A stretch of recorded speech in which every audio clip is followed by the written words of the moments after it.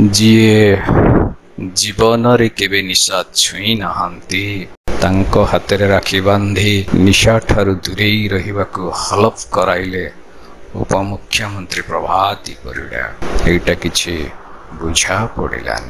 ଜଣେ ନିଶାସକ୍ତ ହାତରେ ରାକ୍ଷୀ ବାନ୍ଧି ପ୍ରଭାତୀ ଅପା ନିଶା ନ ଛୁଇଁବାର ଶପଥ କରାଇଥିଲେ ସିନା ବିଜେପି ସରକାରଙ୍କ ଟେକ ରହିଥାନ୍ତା। ମଦକୁ ଛି କରୁଥିବା ଲୋକ ହାତରେ ରାକ୍ଷୀ ବାନ୍ଧି ନିଶା ନ ଛୁଇଁବାକୁ ସଂକଳ୍ପ ନେଇଗଲେ। ଜମାରୁ ଭଲ କଲେନି। ନିମାପଡ଼ାର ସମୀର ଭାଇଟା ପ୍ରଭାତୀ ଅପାଙ୍କୁ ମୋହନ ଭାଇଙ୍କର ନିଶା ପାଣି ପ୍ରତି ଅନାଦର ସମ୍ପର୍କରେ କିଛି କହିନଥିଲେ ବୋଧେ।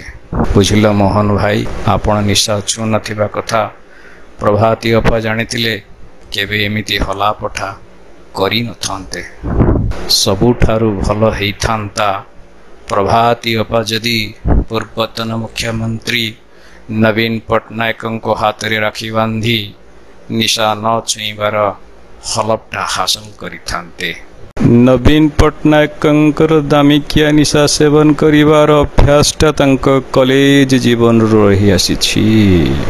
ଅବଶ୍ୟ ମଦ ପିଇବାର ଆଗ୍ରହଟା ସେ ତାଙ୍କ ବାପା ବିଜୁ ପଟ୍ଟନାୟକଙ୍କ ନିକଟରୁ ଉତ୍ତରାଧିକାରୀ ସୂତ୍ରରେ ପାଇଛନ୍ତି।